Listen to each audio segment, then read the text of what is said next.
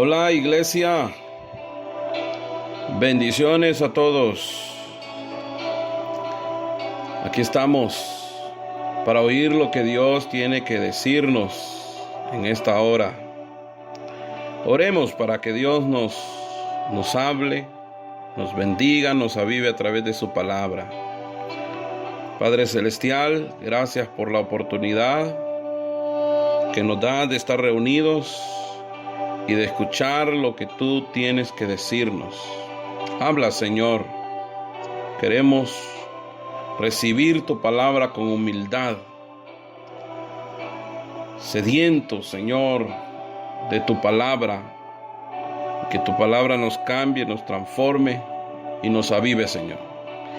Danos una unción fresca para recibir la palabra, Señor, y que seamos llenos de tu Espíritu Santo. Dios te va a hablar, hermano, hermana, Dios te va a hablar. Él nos va a hablar. Y antes de darte lo que Dios te quiere decir, quiero recordarte que el Señor Jesús viene pronto. Apocalipsis 3:11, escucha lo que dice. He aquí yo vengo pronto, retén lo que tienes, para que ninguno tome tu corona. Dice Dios, he aquí yo vengo pronto, retén lo que tienes. ¿Qué tienes, hermano? Tu fe, la palabra, el Espíritu Santo, la salvación, la vida eterna, muchísimas cosas que Dios nos ha dado. Reténlo, no te lo dejes quitar, para que ninguno tome tu corona. Muy bien, entramos ahora al tema, a lo que Dios nos quiere decir en esta hora. En realidad, hermanos, no tengo un tema específico. Quiero compartirte y darte 3 versículos en los cuales Dios ha puesto en mí para hablarte. Y es lo que Dios dice. Así que Dios dice en Jeremías 32:17, ese es el primer versículo. Y lo voy a leer en la Nueva Versión Internacional. Dice: Ah, Señor mi Dios, tú con tu gran fuerza y tu brazo poderoso has hecho los cielos y la tierra. Para ti no hay nada imposible.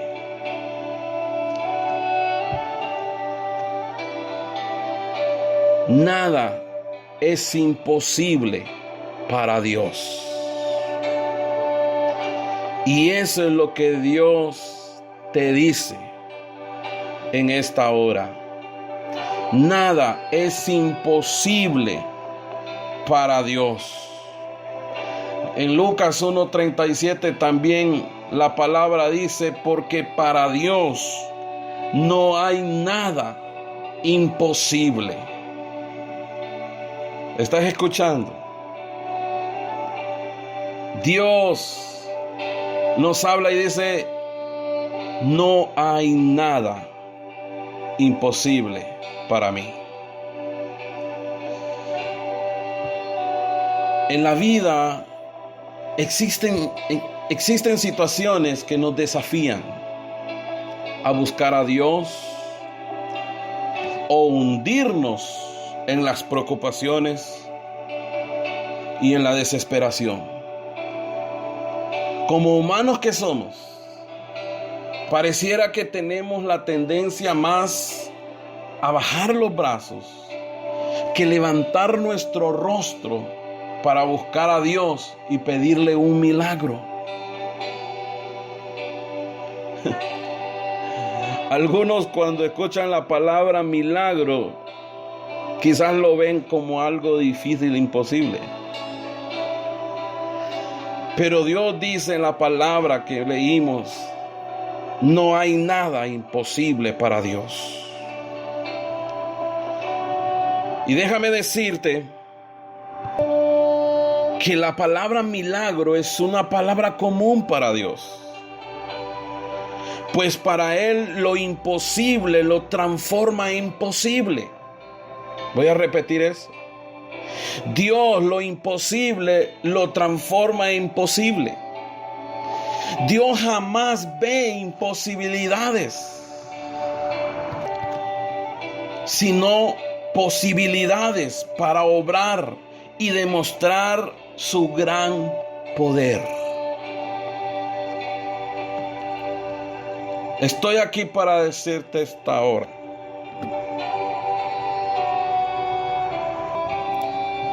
creer en el Señor por un milagro es una decisión que debe superar a lo que se siente o razona.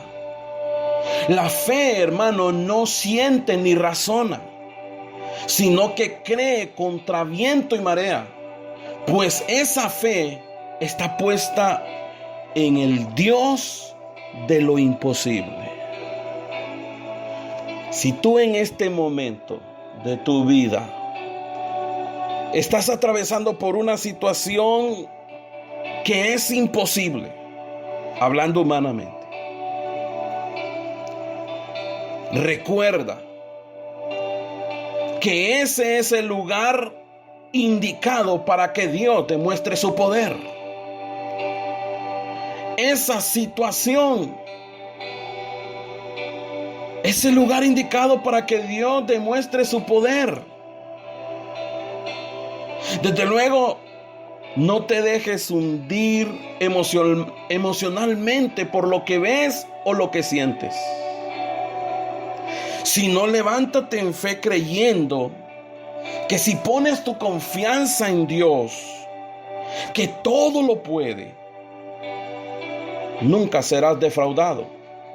Nada es imposible para Dios.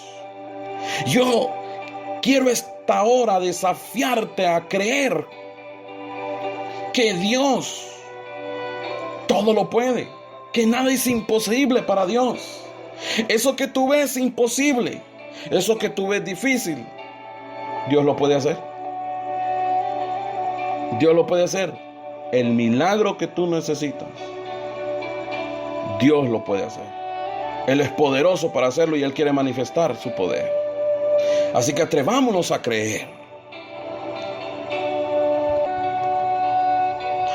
Así que Dios dice, nada es imposible para Dios. ¿Qué si haces una oración conmigo? Dile: Señor, en este momento de dificultades, no siento nada, ni puedo entender nada, pero decido creer totalmente en ti. Oh Señor, Padre mío, pues tú eres el único que puede hacer un milagro en mi vida. En el nombre de tu Hijo amado Jesucristo, nuestro Señor, te pido por esos milagros en mi vida. Y lo creo, Señor. Amén. Muy bien. Esa es una de las cosas que quería compartir. Nada es imposible para Dios. Jeremías 32:17. Lo segundo que Dios dice está en Efesios 4:30. Y dice Efesios 4:30: y no contristéis al Espíritu Santo de Dios, con el cual fuiste sellados para el día de la redención. Entonces Dios dice: y no contristéis al Espíritu Santo de Dios. Iglesia, no contristemos al Espíritu Santo de Dios. Para comprender lo que significa contristar al Espíritu, debemos entender primeramente que el Espíritu posee personalidad. Solo una persona puede ser contristada. Por lo tanto, el Espíritu Santo debe ser una persona divina para poder tener esa emoción. La palabra contristar significa causar dolor o tristeza. Y contristamos al Espíritu Santo cuando actuamos de manera pecaminosa. Así contristamos al Espíritu Santo cuando actuamos de manera pecaminosa. En Efesios capítulo 4 leímos el versículo 30, pero desde el versículo 17 hasta el versículo 32, incluso en el capítulo 5 del versículo 3 al 5, ahí nos da cómo es que nosotros podemos contristar al Espíritu Santo, y te voy a mencionar algunos de ellos. ¿Cómo contristamos al Espíritu Santo? Número 1, cuando vivimos como paganos. Y te lo voy a leer así como dice la Biblia, Efesios 4, versículos 17 y 19. Dice: esto pues digo y requiero en el Señor, que ya no andéis como los otros gentiles, que andan en la vanidad de su mente. ¿Cómo andan? En la vanidad de su mente, teniendo el entendimiento entenebrecido, ajenos de la vida de Dios, por la ignorancia que en ellos hay, por la dureza de su corazón, los cuales después que perdieron toda sensibilidad, se entregaron a la lascivia. Eso habla de deseos desenfrenados, para cometer con avidez toda clase de impureza. Entonces estos tres versículos del 17, 18 y 19 nos habla de una vida, de un vivir pagano. Vivir como viven los que no conocen a Dios. Eso contrista al Espíritu Santo. Otra cosa que contrista al Espíritu Santo es el mentir. Efesios 4:25 dice: por lo cual, echando la mentira, hablad verdad cada uno con su prójimo, porque somos miembros los unos de los otros. La mentira. Número 3, lo que contrista al Espíritu Santo: al airarnos, la ira. Efesios 4, versículo 26-27 dice: airaos, pero no pequéis, no se ponga el sol sobre vuestro enojo, ni deis lugar al diablo. La ira, el ser controlados por la ira. Hay mucho que hablar sobre esto. Otra de las cosas que contrista al Espíritu Santo es el robar. Efesios 4:28: el que hurtaba no hurte más, sino trabaje haciendo con sus manos lo que es bueno, para que tenga que compartir con el que padece necesidad. Hay muchas maneras de robar. Siguiente, lo que contrista al Espíritu Santo: maldecir. Efesios 4:29: ninguna palabra corrompida salga de vuestra boca, sino la que sea buena para la necesaria edificación, a fin de dar gracia a los oyentes. Maldecir es hablar mal.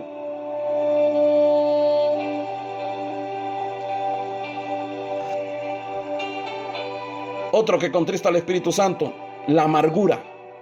Efesios 4:31: quítese de vosotros toda amargura, enojo, ira, gritería, maledicencia y toda malicia. La amargura. Hay mucho que decir sobre la amargura.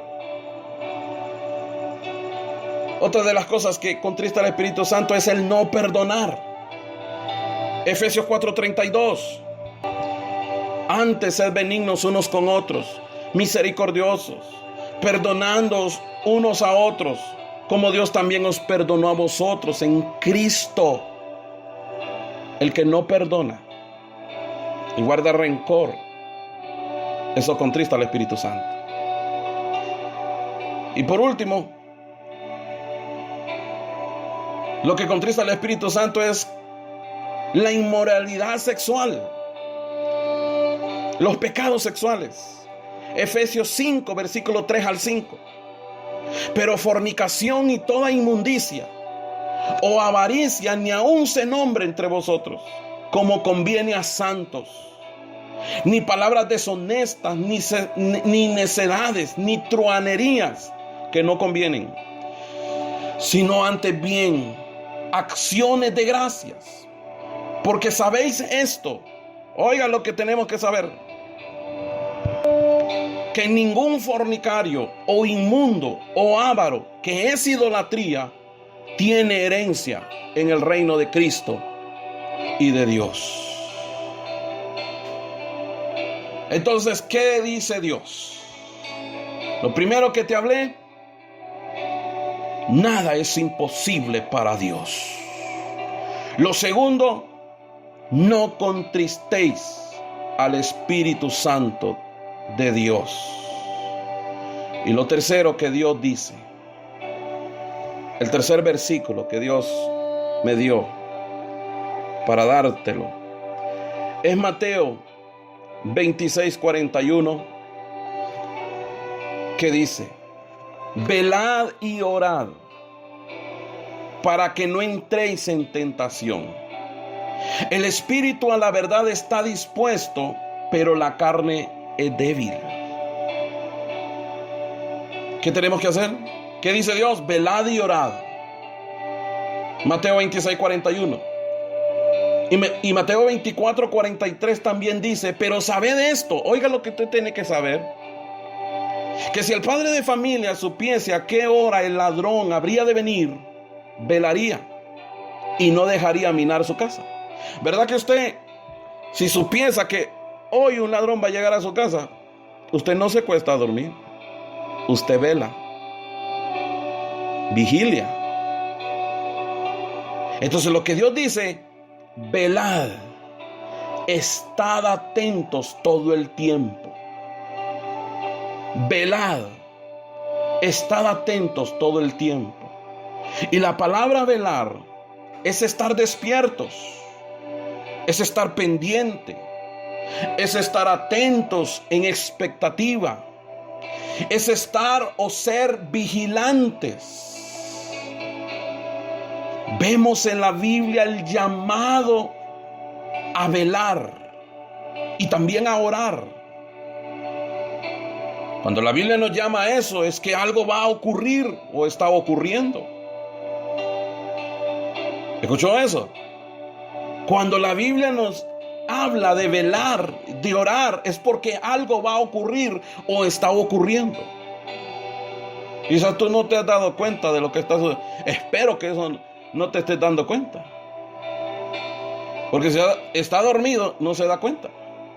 Pero hay cosas que están sucediendo de Dios. Y hay cosas que Dios trae.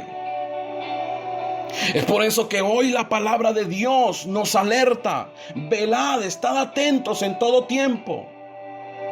Velad se refiere a que estemos atentos y vigilantes espiritualmente. No es que te vas a quedar despierto toda la noche. Espiritualmente tenemos que estar pendientes, que ninguna tentación se apodere de nosotros, o que algo que venga contra nosotros nos haya desprevenidos.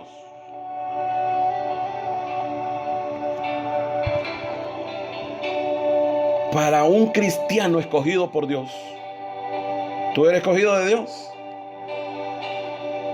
Es muy importante que nunca deje de velar. Estamos en tiempos de donde no debemos de estar dormidos. Porque si dejamos de velar, hermanos, cualquier tentación, oposición, desánimo, pecado, cualquier falso profeta o falso pastor o falso predicador, o cualquier otra cosa que vaya en contra de la voluntad de Dios podría engañarte, podría apartarte de Dios poco a poco. Debemos de velar también para que la venida de Cristo no nos agarre por sorpresa. Primera de Corintios 16:13 dice: velad, estad firmes en la fe. Hermanos, estás vigilante, estás despierto, estás firme en la fe. ¿Cuántos de ustedes están firmes en la fe? Primera de Tesalonicenses 5:6 dice: por tanto no durmamos como los demás, o sea, como el mundo, sino velemos y seamos sobrios. Tenemos que estar despiertos espiritualmente. Hay muchas cosas sucediendo, y si estamos dormidos no nos vamos a dar cuenta, y después hay muchos cristianos que se duermen espiritualmente. Y si ese es tu caso, hermano, despiértate. Tú que duermes, si te alumbrará Cristo. Es decir, que si está durmiendo espiritualmente, está dejando de velar, está dormido. Entonces luego viene, como dije anteriormente, un falso profeta, una tentación, una cosa material, el afán, las redes sociales o un pecado. ¿Y sabe cuál es la consecuencia de todo eso? Que te alejas de Dios, que ya no buscas a Dios, no buscas la llenura, no tienes la comunión con Dios, con el Espíritu Santo, y eso te lleva a estar perdido. Por eso yo le pregunto a usted esta hora: ¿estás velando, hermano? ¿Estás teniendo cuidado de la oración o estás dormido? Ni cuenta te estás dando que no estás orando lo suficiente. ¿Estás teniendo cuidado de la santidad, de la meditación, de los ejercicios espirituales? ¿Estás haciendo las reuniones que Dios nos ha mandado a hacer en casa? ¿Estás congregándote? Dios dice: velad, estad atentos todo el tiempo. También dice Dios: y no contristéis al Espíritu Santo de Dios. Y también dice Dios: nada es imposible para Dios. Cierra tus ojos ahí donde estás. Piensa: ¿has dejado de creer? Hay situaciones en tu vida que ya tú piensas que las circunstancias, que las situaciones son más grandes que Dios, que ese problema de matrimonio, de familia, económico, que esas deudas son más grandes que Dios. No sé cuál sea la situación, no. Estoy aquí para decirte: nada es imposible para Dios. Lo que hace la diferencia es tu fe. Atrévete a creerle a Dios. Él es todopoderoso. ¿Has contristado al Espíritu Santo de Dios? ¿Lo tienes apagado? ¿Le has causado dolor, tristeza a la persona del Espíritu Santo? Tú conoces. Mientes, maldices, robas, hurtas, amargura, ira, enojo. Guardas esas cosas, practicas esas cosas continuamente. Estás cometiendo pecado de inmoralidad sexual, adulterio, fornicación. Estás viendo pornografía. Arrepiéntete, eso contristado al Espíritu Santo. Y si tú tienes el Espíritu contristado, cuando Él venga, no vas a ser arrebatado. No vas a ser arrebatado. ¿Estás velando? ¿Estás despierto espiritualmente? ¿Estás viendo con los ojos espirituales de Dios? Padre, gracias por la palabra, lo que tú nos dices. Señor, recibimos con humildad esta palabra. Y Señor, ayúdanos y si la creemos, ayúdanos a accionar sobre ella. Ayúdanos a entender cómo está nuestra relación con el Espíritu Santo. Si estamos velando, Señor, si nos estamos dando cuenta cómo está nuestra condición, nuestra situación espiritual. Señor, hay muchas cosas, sueños, anhelos, que quizás ya dejamos de creer, pero en esta hora, Señor, volvemos a creer. Que nada es imposible para ti, Señor. Hermano, atrévete a pedir lo que para ti te ha parecido imposible, porque al que cree todo le es posible, dice la Escritura. Atrévete a pedirlo creyendo.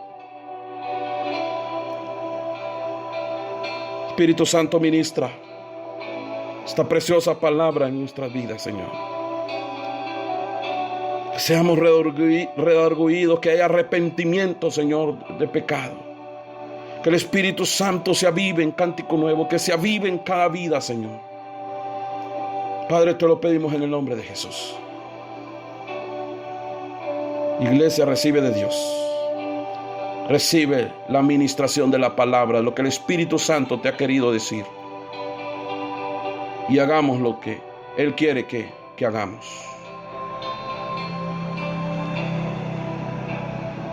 Que Dios te bendiga.